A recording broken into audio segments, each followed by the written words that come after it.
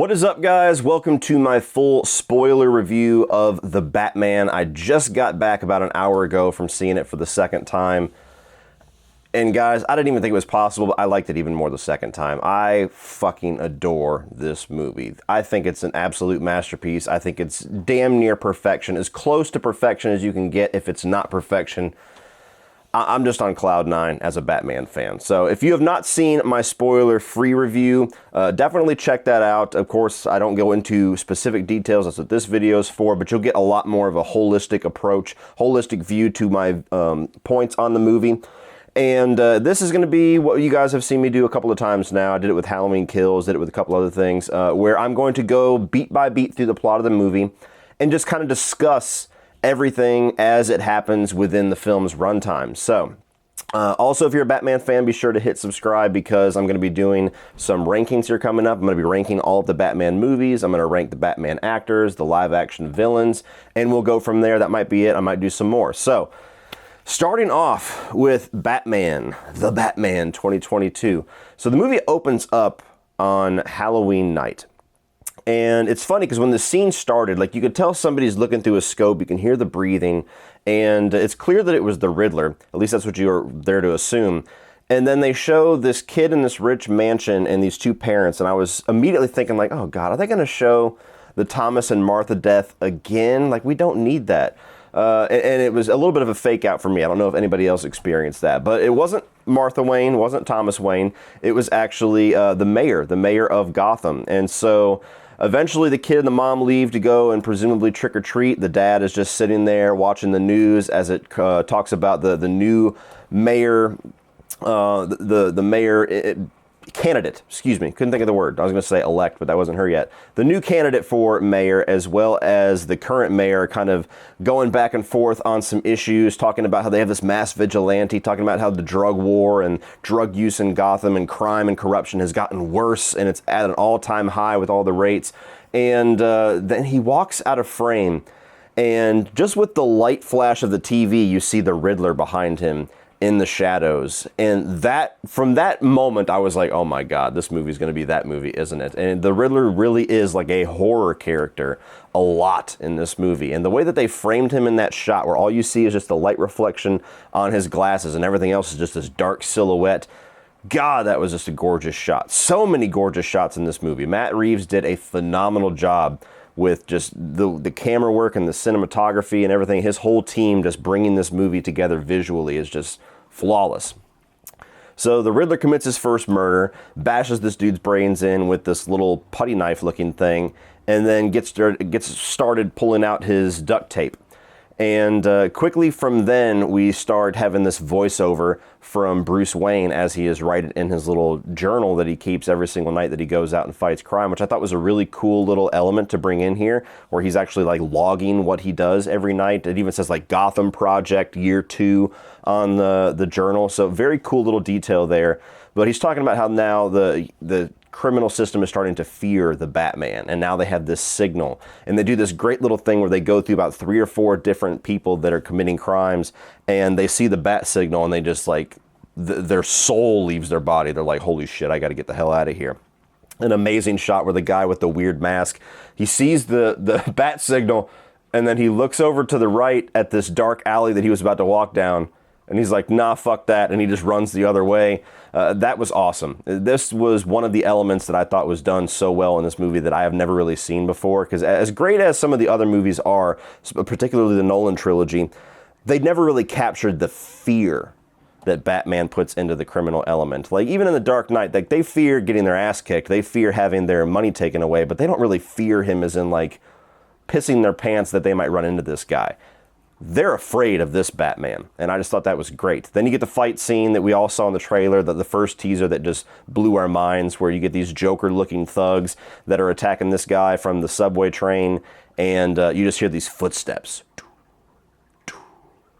And they stop and look at this darkness, and he just slowly emerges from the darkness, and I'm just like, oh my God, this is fucking it. This is Batman, baby. Beats the living shit out of that guy. Kicks the shit out of all the rest of them, electrocutes the fuck out of one of the guys. And this was a moment that I noticed the second time that I watched it that I really appreciated. is after he has taken out all of the criminals, he turns towards the guy that he just saved. And the guy that he just saved is like, please don't hurt me. And so that also conveys that even the innocents in Gotham fear Batman. They don't look at him as a hero yet. He's just this vigilante, this masked thug that's out there. He might be even scarier than the criminal element. And so that's a really nice thing to put in there because they bookend the film with the opposite. And so he saves this guy and then goes through and you see Bruce Wayne driving his motorcycle all the way back to Wayne Tower, goes underneath to where like the subway, what was it, like Wayne Terminal or something like that is, and opens up his version of the Batcave, which was pretty cool. You don't get to see the Batcave a lot in this movie, but that one little shot where it shows him going into it was pretty cool. All the bats and the rafters and everything. And so he takes off these little contact lenses, and that was a really cool element that they brought to this for the detective side, is that he records everything that he does so that he can go back over, look at the evidence, look at the people and everything like that. And so he's looking back over everything that he just endured. Actually, I skipped a part. Excuse me. He goes with Gordon before this. I'm getting ahead of myself. He goes with Gordon after he beats the shit out of those criminals because Gordon has found, that the police are investigating the body of the mayor. And so Batman is let in by Gordon. It's made apparently clear that he is the only person on the police force that likes, trusts, or even wants Batman around. Everybody else thinks he's a freak. The current commissioner can't stand him, thinks he might even be in cahoots with Riddler. And so this is where you get introduced to that detective side of Batman, that very David Fincher 7 type style this movie has, to where him and Gordon are investigating this murder. They find the envelope. It's got a little cipher on it. It's got a riddle about what does a lying man do after he's dead. And the answer, he lies still. And so that was a great scene to just kind of kick off the investigative side and the detective side of Batman, where he's just not really talking, just kind of looking around, notices that the thumb was cut off after, like post-mortem, looks at the blood stain, sees that the kid found him, and then he just has this moment where he looks at the kid and connects with him on this level of knowing what that kid is going through, because that was him 20 years ago. So another really nice detail. Then he goes to the Batcave and he's looking at all of the footage of this murder scene, as well as him beating the shit out of these criminals. And we get introduced to Andy Serkis's Alfred, a character that I cannot wait to see more of, because we've seen a lot of different shades of this character in the 4 movies in the 80s and 90s. He was basically just a butler. There was hints of a father-like thing there, but he was basically the butler. Then you get to the Dark Knight trilogy, and he's essentially like a father. He's a partner for Batman, much more than Jim Gordon was in a certain sense. And so Batman v Superman didn't get to see enough of it, but kind of the same thing where he's aiding him. He's actually like on there, like working with the technology with Batman while he's fucking everybody up. And then this one, it's an Alfred that he has a bit of a strained relationship with, because he's broken. He's somebody that is no longer human. This Bruce Wayne and Batman, it's just Batman. Bruce Wayne is dead. Bruce Wayne is not there anymore. That's a piece of him that died years ago. And that's a very different take. It's a take I appreciate, because he's just such a broken, dismantled person that you realize just in this one exchange with Alfred who this Bruce Wayne is. And it's that he's not Bruce Wayne. He's Batman. Whether he's got the cowl on or not, he's Batman. And Alfred's trying to pull that humanity back from him and trying to tell him, like, hey, you got to take these meetings with these people for Wayne Enterprises. This is your family's legacy. And there's this line with Batman where he says, "You're not my father." And you could see the effect on Alfred to where he doesn't necessarily think that he's his father. He doesn't necessarily want, like, that title. But he knows in a certain way he has raised this kid.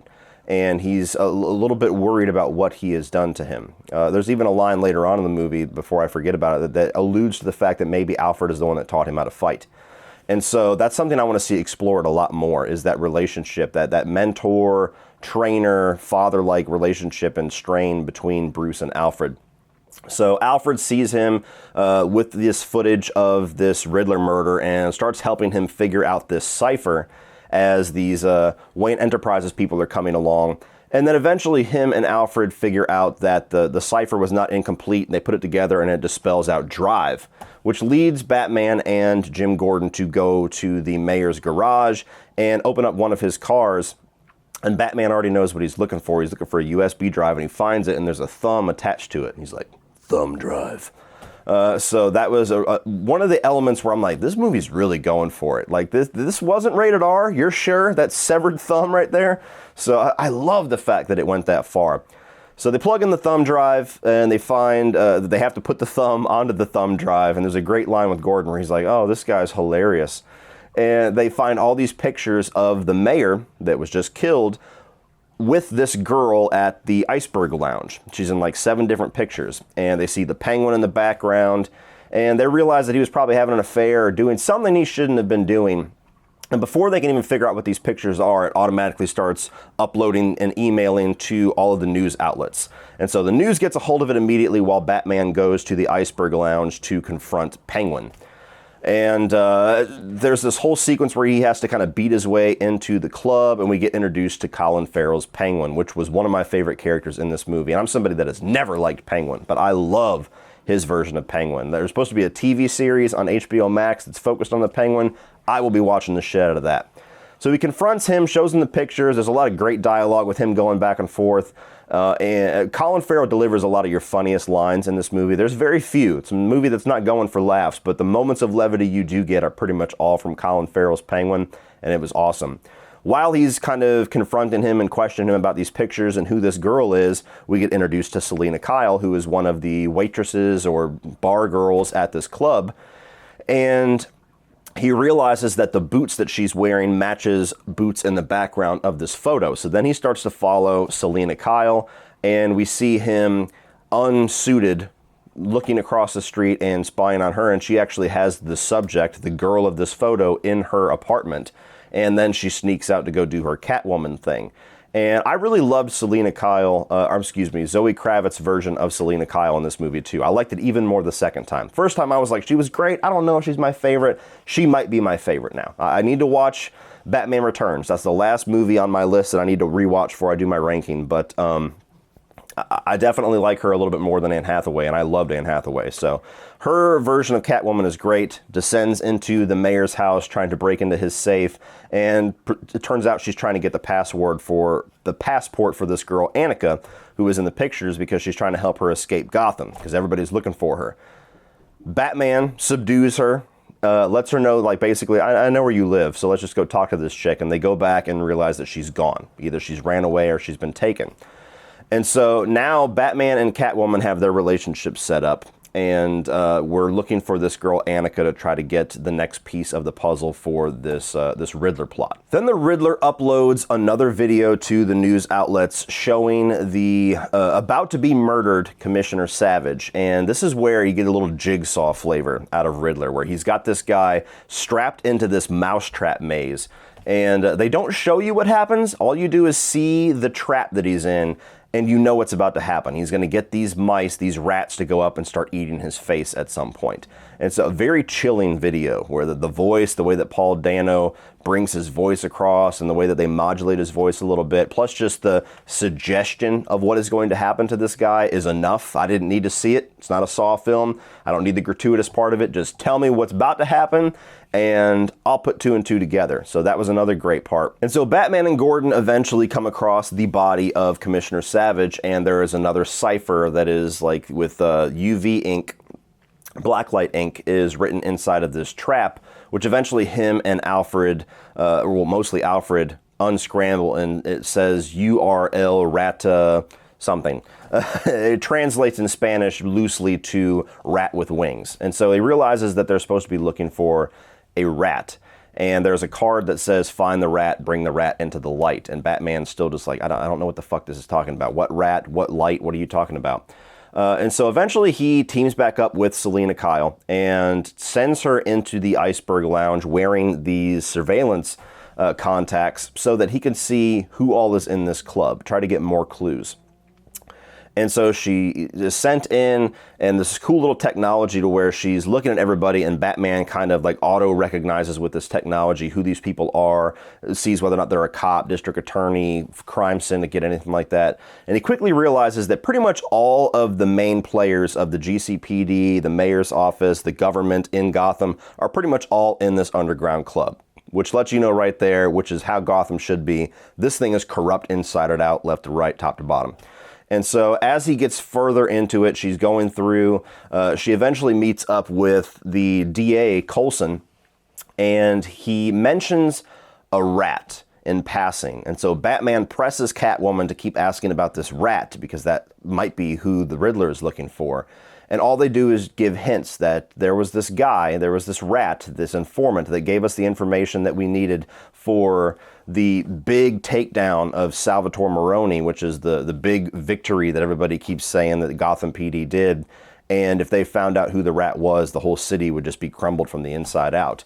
And before he can get enough information, somebody mentions Annika, and Catwoman diverts her attention to this girl and leaves Coulson behind, eventually running into our introduction to Carmine Falcone, played by John Turturro, who is awesome in this movie.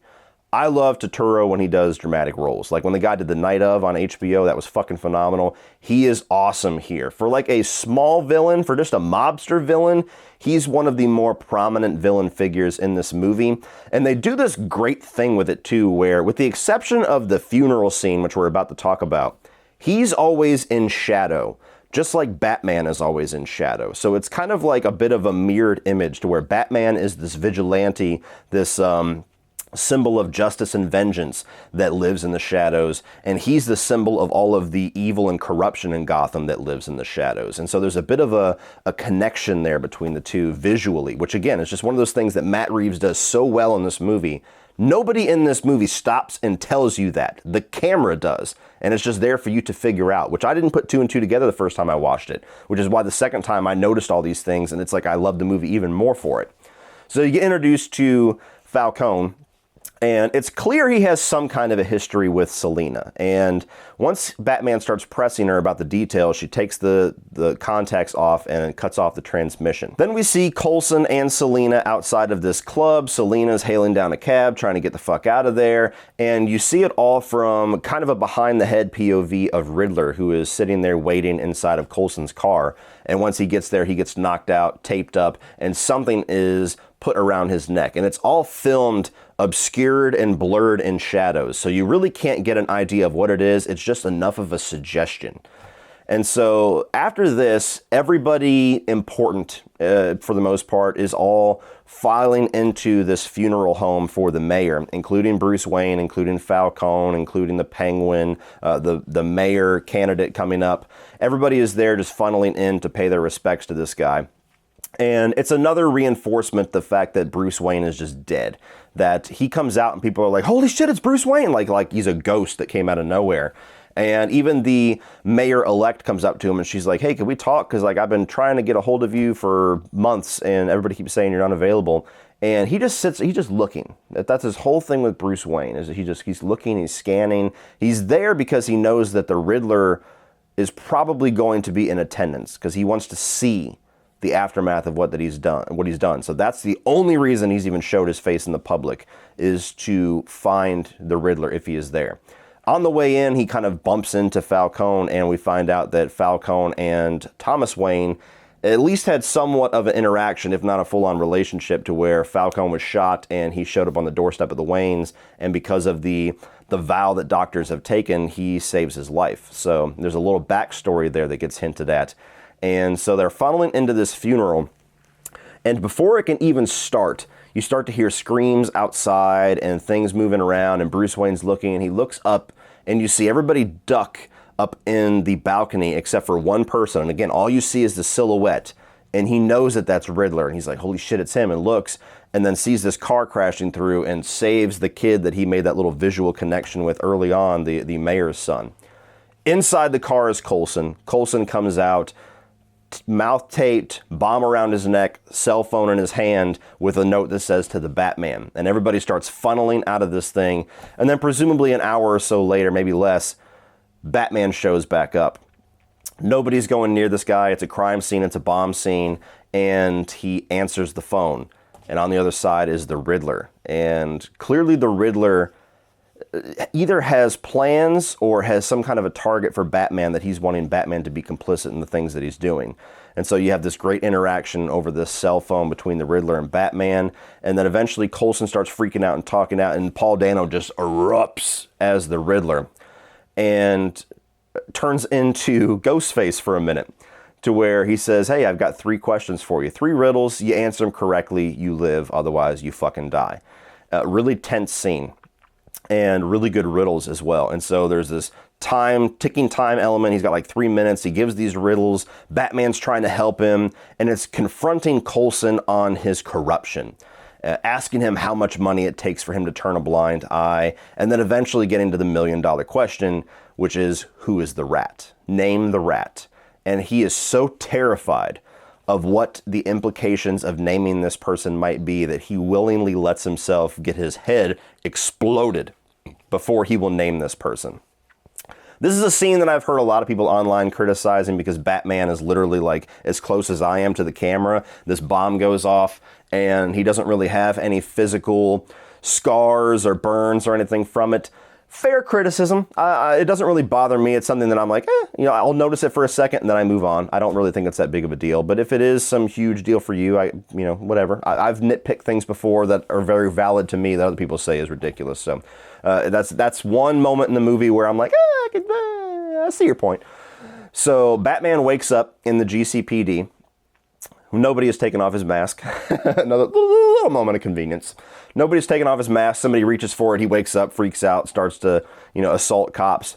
And again, reinforces the fact that everybody on the force does not like Batman, does not trust Batman, does not want Batman around. And so Jim Gordon tells everybody to get out. He'll convince him to be complicit, to cooperate. And you get this great little comedic moment between Gordon and Batman to where like he's talking to him like this, like he's confronting him, but he's like, we got to get you out of here. Just punch me in the face. Take this key. And it's so funny. The relationship and the way that Jeffrey Wright brings it along with his performance was just, it was a great moment of levity without being this stupid inserted joke. It's just a good natural comedic moment between Batman and Gordon that I loved.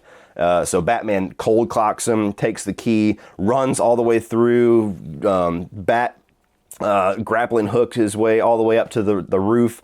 And then you get the scene where he actually flies. Now, I haven't really heard anybody comment on this one way or another. I'm sure this is a detail that some people are going to hate.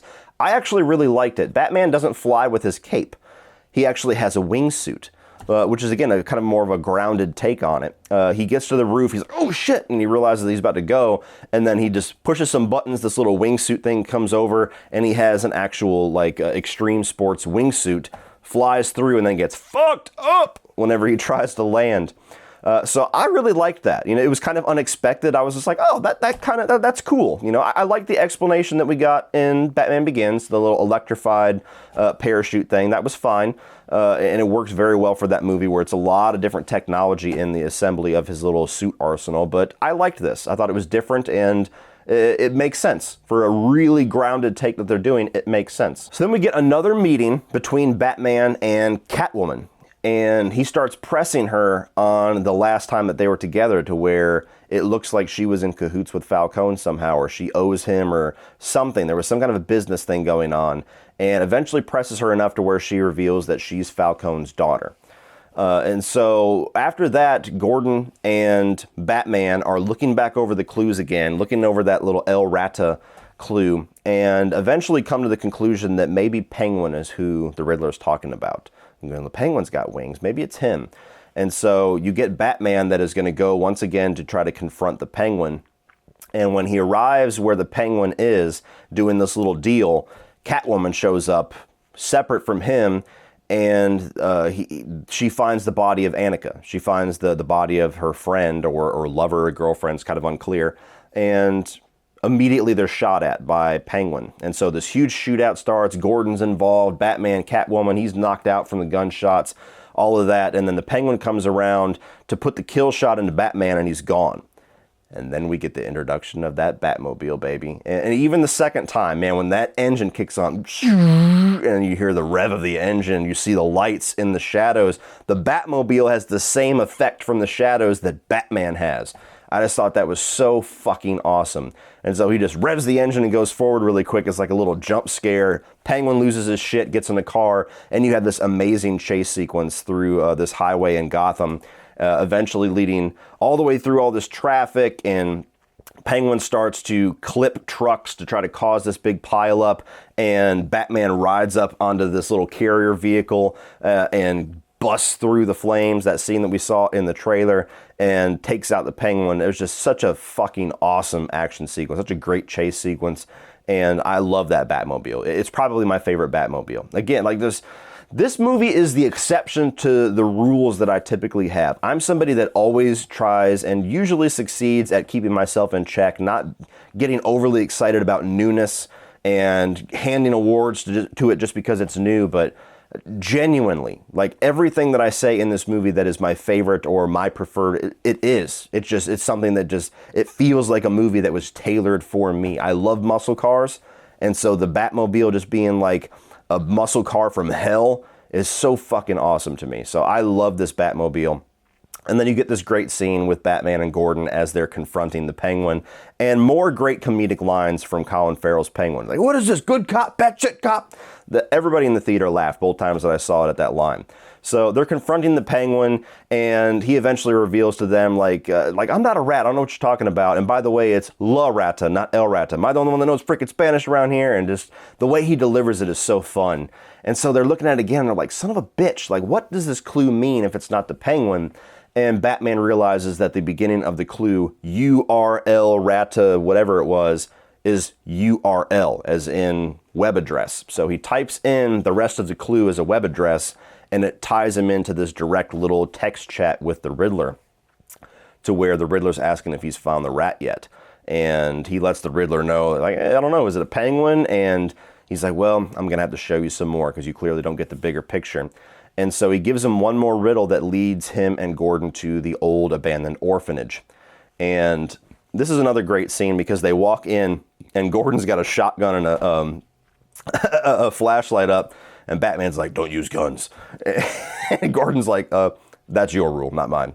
And so they go in, and there's some people that are, stowing themselves there, that are squatting inside of this orphanage. And then eventually they find this video footage that's playing in this big room with painted little notes all around.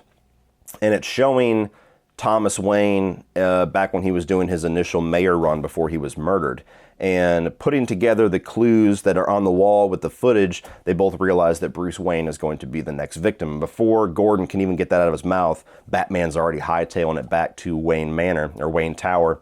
And they do this great thing, which they do a couple of times in this movie, where you think that Batman has a chance to stop what the Riddler is doing. And they play with time a little bit, the way that the editing is. So they show Alfred finding this package that's addressed to Bruce Wayne, and then Batman's hauling ass down the road, and then he opens the package, and then he's trying to call frantically, and then he pulls out an envelope that's in a fireproof little package and sees this other package, finally gets through to another maid, and he's like, put Alfred, something bad's gonna happen. And she goes, well, it already has. And then as he sees that, he goes under the bridge and sees that Wayne Tower's already partly on fire and has exploded. And so we're seeing what happened to Alfred like an hour before the moment where Batman realizes it's about to happen. And so Alfred nearly dies in this explosion, ends up in the hospital. And you get where he is there looking at Alfred and just feels like this pain again, that he might lose somebody that he loves. Then the Riddler releases another video online to all the news outlets that's going viral, where it shows the hidden history of Thomas and Martha Wayne, to where Martha Wayne was actually Martha Arkham at one point. And the Arkhams had a lot of murder and cover-ups within their family. Martha herself was in and out of the asylum.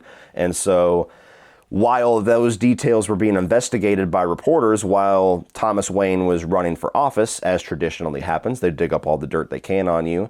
Thomas Wayne, at least in the video, is suggested that he went to Carmine Falcone and had the investigative reporter murdered. And so with this revelation, Bruce Wayne is absolutely brokenhearted, has no idea who his father is, who his father was, and suddenly just has this existential crisis about, I have dedicated my life to becoming the Batman, to protect my family's legacy, to repay the crime that was done upon my parents. Who the fuck is this guy that I've been doing all this for? Like, he might be worse than the people I'm going after. And so Bruce Wayne goes to the Iceberg Lounge in the same exact framing of the shot that Batman went to earlier in the movie. Do you know who I am? And they bring him in, and he talks to Carmine Falcone. And it was a really great scene because even though Turturro is like the ultimate evil in this movie, there's a friendly conversation between them where he's almost like appreciative that he actually got to talk with Bruce Wayne again. And so I really like that dynamic that they had, where Bruce Wayne comes there for answers, and Falcone kind of gives a little bit more context to the relationship that he had with his father, that, we were kind of, we were buddies a little bit, we worked together, and after he realized that this investigative reporter was not going to stop, he asked me to put the fear of God into him, and when the fear of God doesn't work, there's only one more option left, and then he pretty much puts the idea in Bruce Wayne's head that Salvatore Maroni got a hold of that, the fact that Falcone was in so tight with the guy that was about to be mayor and had him killed because he didn't want Falcone having more leverage than he did with people in office. And so suddenly now Bruce Wayne thinks that Maroni killed his father, and now he has a name, he has a target for who has caused his life to just be in shambles.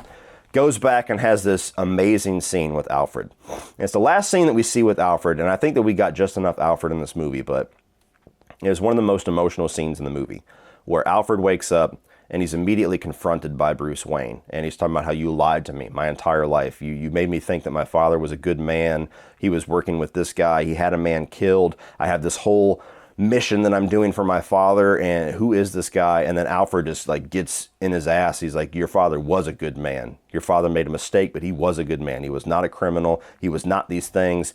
And just, it was great because it was calm, but it was kind of like, fuck me, fuck you. Your father was a good man. You don't know shit. And so it was just this great back and forth between these two actors. And then Alfred reveals that Falcone's full of shit. Like, no, he went to Falcone because in a moment of weakness, trying to protect your mother and her family history from destroying her and being kicked back up, not because of his family legacy, not because of his mayor run, any of that political shit, just for the love of your mother. In a moment of weakness, he went to Falcone to try to silence this guy. After he found out that he went as far as to murder him because Falcone wanted to have something over Thomas Wayne when he was mayor, he decided to turn him into the police. And before that could happen, he died. And so suddenly now it's like, no, bitch, it wasn't fucking Maroni. It was Falcone. He's playing the shit out of you. And I love how this scene brings these two characters back together on a human level, to where after he gets that, Bruce has this great speech, Alfred first talks about how, I was here to protect your father. Like, I wish I could tell you without a shadow of a doubt that it was Falcone. It seems that way. That's what I've always believed, but it could have just been a guy that needed some money and just pulled the trigger too quick, which is traditionally the story that we get with Joe Chill. And so he basically tells him, like, hey, I don't know how to be a father. I wasn't ready to be a father, but I had to be for you. And this is where he lets out that little detail, the kind of hinting the fact that he was the one that trained him how to fight. And Bruce's response saying, like, I feel like I don't fear anything. I don't fear death. But the one thing that I still fear, and I was reminded of that tonight, is that I fear going back through that pain again, seeing somebody that I care about be hurt. And, they have this great embrace moment where they hold hands right when the bat signal is up in the sky. So he leaves to go to the bat signal, meets up with Gordon. Gordon didn't turn on the bat signal, thought that it was Batman. They go upstairs and realize that it's Catwoman with one of these corrupt cops that Batman has been seeing all around town, with this recorded message from Annika proving that Carmine Falcone has killed her. And so she plays it for them. She says that, we need to go kill this guy. Batman's sticking to that one rule, which in this movie, and I'm glad that I saw the interview with Robert Pattinson before the movie because it gave a little bit more context to this approach and made me kind of keep an eye out for it. In this movie, it doesn't seem like the one rule, the no-kill rule, is some kind of like a morality decision on Batman's part. It legitimately feels like he wants to go there. He wants more than anything to go and kill some of these criminals, to beat them to death. but he has to put that block on there so that he doesn't become what he's trying to fight. And so that's kind of the same, but a very different approach to that rule. And it feels that way in this scene when he's telling her this. He's like, don't lose who you are. You'll become no better than them. As soon as you cross that line, you're exactly the same as them. And so Catwoman runs off to go kill Falcone. Gordon takes this information, puts it onto the news. Batman hauls ass to try to stop her. And so while she sneaks her way all the way up into Falcone's little mansion, his little safe way where everything's blocked off. He's got guards. He's in the dark, in the shadows, like he's been the whole movie. And she's talking with him about Annika having this ruse of trying to get answers from him. And you feel that he has some form of obligation to be real with her. It's revealed that he doesn't know that it's his daughter because she reveals that to him here in just a moment, but for some reason there's like some kind of a draw there with him to where he feels like comforting her, where any other girl in that place he probably could care less about and wouldn't give her the time of day. And so Bruce Wayne cuts off the power right as she's about to kill Falcone. There's a scuffle in the dark and everything, and while Batman's making his way up, Falcone gets the drop on Selina and comes to the point of about killing her. And this is after she's revealed to him, just before she pulls the trigger, that she's actually his daughter. And so there's this extra layer of sick to it when he's strangling her. He's like, you made me do this just like your mother. And Batman stops him just in time. Batman and Gordon are bringing out Falcone outside, where he makes this little sly comment. Again, I love the layers of Turturro's performance where he has this arrogance. And he's talking to Gordon. He's like, what are you doing? Don't you realize you work for me? Brings him outside into the spotlights with all these people. He's like, well, apparently all of us don't work for you. And so right when he's about to be arrested, after he gets his Miranda rights, Penguin starts to spout off, calling him a rat, telling him to enjoy Blackgate because he's going to die. And he insults Penguin. And just as Penguin pulls out his gun to do something, he's shot. And it's edited very quickly to where you don't really see what happens. You assume Penguin shot him. That's what I thought the first time I see the movie. And then you see, like, during all of this, the Penguin's like, I didn't shoot. I didn't do anything. And Batman looks up and sees the light that's shining down upon him and Falcone. And he realizes that he just brought him out into the light. The Riddler's the one that just shot him. And looks up and you see the silhouette of him move away from the sniper rifle. And as he busts into this apartment, which is like the Riddler's hideout, the Riddler turns himself in, essentially. Very similar to John Doe in Seven, where he goes to this diner, makes sure that the cops know that he's there, and draws this little question mark in his latte, and the cops bring him in. And after they get done fishing through all of the evidence in his apartment, looking at these ciphers, looking at this journal, and all the little rough draft devices that he was working through, Gordon gets a call that Riddler wants to talk to Batman. And so you get the ultimate confrontation between these two characters in this jail cell, where you get Paul Dano as himself, not behind the Riddler mask and everything, talking to the Batman. And what I love about this scene is that it's played as if Riddler knows that Batman is Bruce Wayne. And with the events previous in the movie, it's very easy to put two and two together with Bruce Wayne being the target and Sins of the Father and Thomas Wayne being this major part of this and talking about orphans and orphanage, that somebody with super intellect might have been able to find out that he was Bruce Wayne. And that's what the whole missing piece to this puzzle is that he wants to put the spotlight on another orphan that is another version of him that, you know, not quite as psychotic, not murdering people, but you think as an audience member that he's about to reveal that I know that you're Bruce Wayne. And when he keeps saying Bruce Wayne, Batman knows that it's coming. He's looking down. He's just like, fuck, I'm made. I'm done. This whole thing is done. And then Riddler reveals, he's like, he was the only one that we didn't get. And his, like, Batman's face changes like, oh shit, I'm still in the clear. And I thought that was done so well, because you have to really write your dialogue in a very meticulous way to pull off that, to where we believe as an audience members fully that he is capable and does in fact know the secret identity of Batman, and then in one sentence can switch that and go, oh, of course, he didn't figure it out. He's just talking about his main target, the one that they didn't get. And so I love that whole exchange. And there's this added layer of psychotic with the Riddler to where he actually thinks that Batman is somewhat of a partner or a friend for him. Like they were doing this together. They were two vigilantes taking on Gotham's corruption.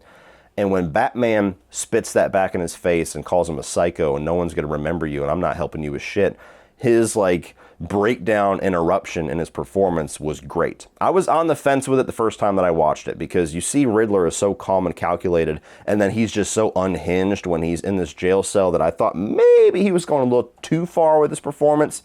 Second time that I watched it, made a lot more sense to me. It felt like that, once again, breaking his heart, that I thought there was somebody I connected with, and here I am alone again. And so I loved all of that. And him giving the hint of, you think we were going to sit here together as friends and watch what happens. And Batman's like, what's going to happen? What are you talking about? Oh, you didn't figure it out? Oh, you're not as smart as I thought you were. Such a great way to just put that fear element back into you as an audience member and into Batman himself. Goes back to the apartment, finds the last little clue, the last little video, which another really a very subtle comedic moment when you get Riddler talking to his followers. That was another good moment with everybody laughed in the theater. And he finds out seconds before it starts to happen that there is one final piece to Riddler's plan, where he's going to blow up the seawall around Gotham and flood the city and murder a bunch of people, simultaneously while getting all of his followers to assassinate the new mayor-elect. And so now you're in this third act of the movie, where it's from this point forward where I see a lot of people feeling in their reception that this is like extra movie. This is all like kind of padding the runtime. Like after the Riddler's caught, Falcone's dead, the corruption's been unmasked. That's kind of the conclusion of the movie. Everything else just kind of feels like we're still going. And I kind of understood that criticism a little bit when I first watched it. I didn't agree, but I kind of saw where people were coming from. The second time that I watched it, I thought that it flowed much better, and I totally disagree with it at this point, where I'll definitely hear people out, but it feels like this is the last piece of his plan. And so while Falcone being unmasked and the Riddler being unmasked might seem like the climax to the movie, it's not the end of his plan. And so his plan going through to actually destroy Gotham, it's like saying that the climax of Seven should have been after Kevin Spacey holds his hands up, and it's not. There's extra pieces to his plan that we don't know yet. So it's played out very similar here. And so bombs go off, the flood's coming into Gotham, everybody's funneling into Gotham Square Garden, where they're having this ceremony to where the new mayor-elect is kind of having this party to where she's been elected. And you have all these little lackeys of Riddler coming up, dressed like Riddler with sniper rifles, ready to assassinate this person. And so Gordon's there, Selina's heading there, Batman's heading there. Batman drops in, starts fucking up these guys left and right. Eventually gets shot pretty much point blank with a shotgun, which bugged me the first time I watched it. You see a trend here? The first time that I watched it, it bugged me that so many times he was like not bothering to dodge gunfire. And that was kind of the final nail in that tiny little nitpick for me whenever he's trying to save the city and he once again gets shot and almost dies.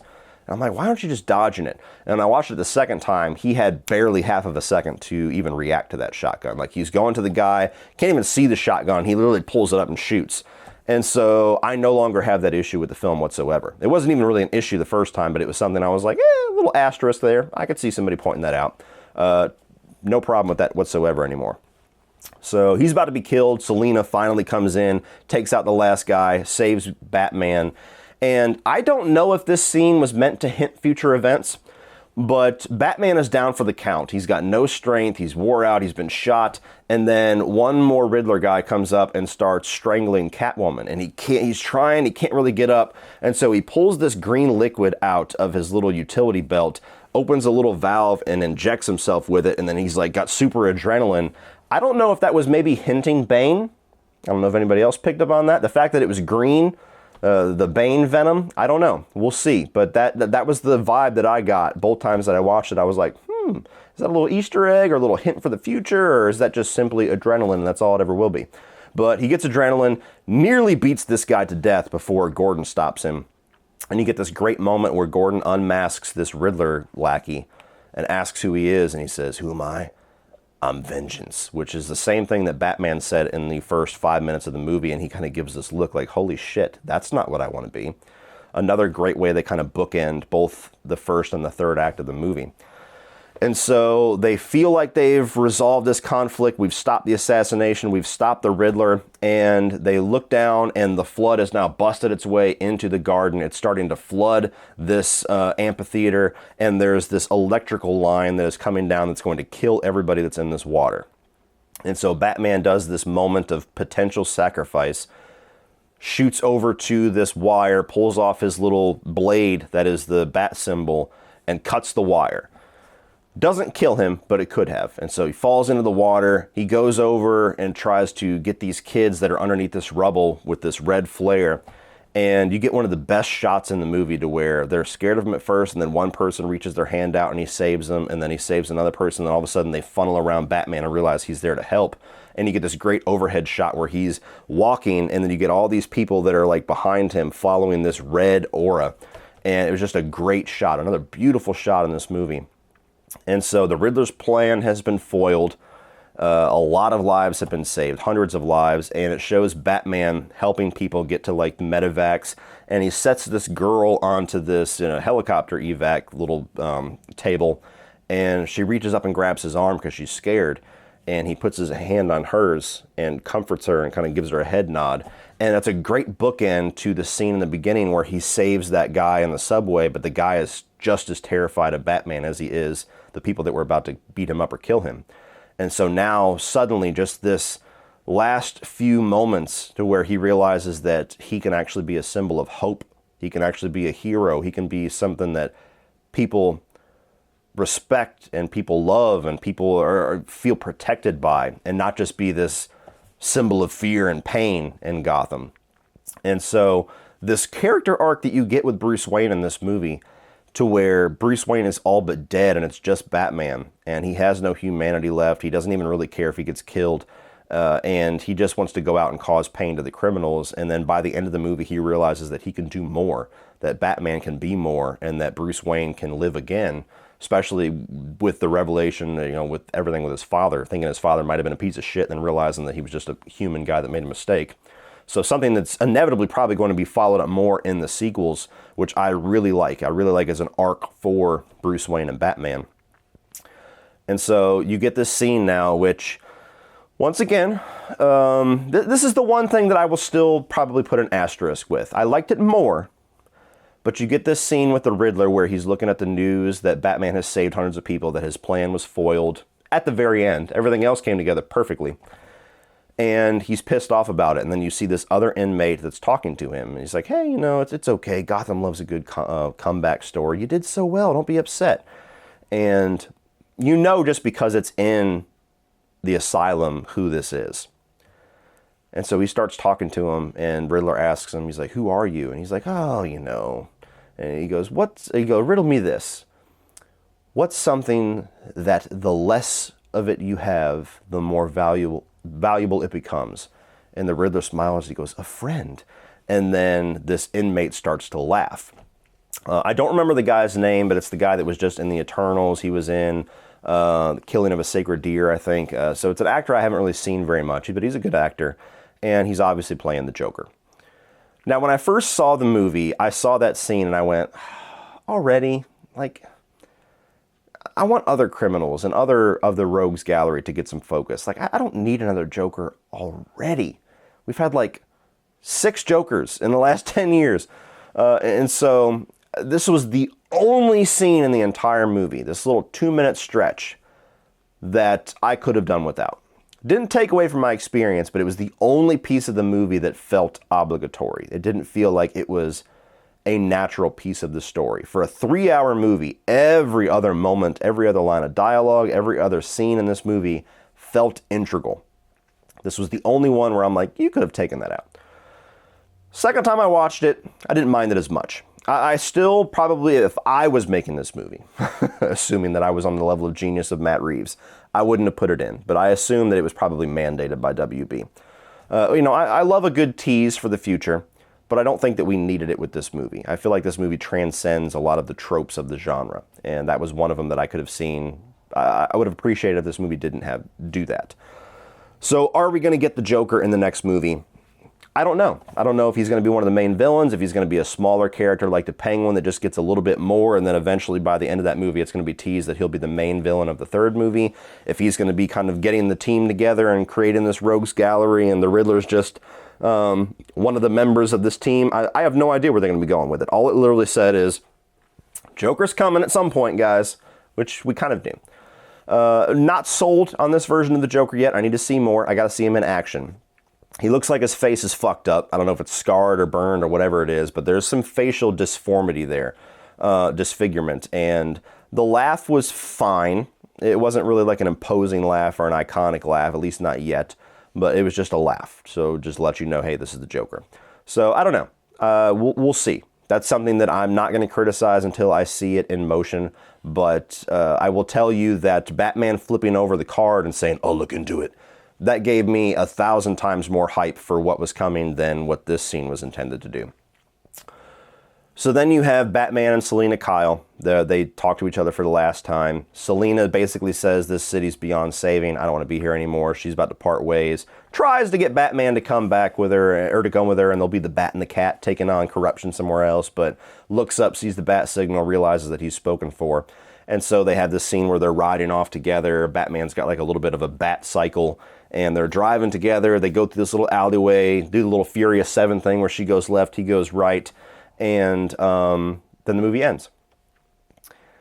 And I'm telling you guys, like, Batman is such a beloved property, and Batman is a character that we all love different things about it. Some people love the campy version of Batman. Some people love the gothic side of Batman, like the Burton films. Some people like the more grounded crime thriller take that Nolan did. Some people have been waiting for something like this, murder mystery detective, very dark and brutal.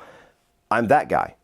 And so after watching this movie twice, and I don't think I've ever done this for a new film. I genuinely don't think I've ever done. I've loved new movies. I've loved a lot of them, but I have never once watched a movie and within the first weekend that it was released was comfortable calling it a masterpiece. This is a masterpiece in my mind. I understand why some people might not love it the way that I do. I understand why it might not quite be a cup of tea for certain people. It's going to be that type of movie. It's not a crowd pleaser. It's not Avengers. You know, it's not a movie that's meant to appeal to everybody. It's meant to appeal to certain people that want certain tones, certain storylines, certain versions of these characters. And it felt like every single preference that I had for the tone, the story, the characters, everything was the direction that Matt Reeves took this movie. And so after watching it twice, I want to go see this a third time. I have not willingly went to the theaters a third time to watch a movie that I have enjoyed since Signs. And that was what, 2003? I love this movie that much. I genuinely do. And I hope that a lot more people feel the way that I do than people that don't. Because, of course, I don't want people to have a negative experience regardless. But I really just, I have so much hope.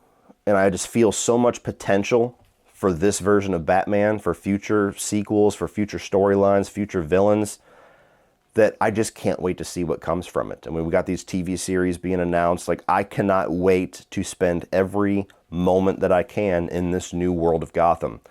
I love it. I love everything about it. There's nothing that I would change. There's nothing that I disliked about it. There's nothing that I would extend or decrease or switch around. I think this is a perfect fucking movie. And I cannot tell you the last time that I have felt that way. I certainly have never said that on this channel, so it's been at least more than 6 years, but I have never walked out of a new movie and just felt like I witnessed perfection. And that's what the Batman was for me.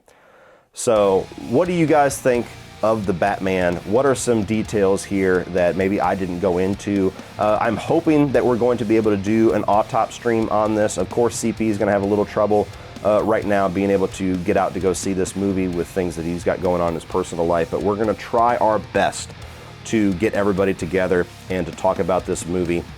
So hopefully that will happen. We'll be able to discuss it a little bit more. Maybe some things that I have forgot about or neglected to talk about here will get brought up in that stream.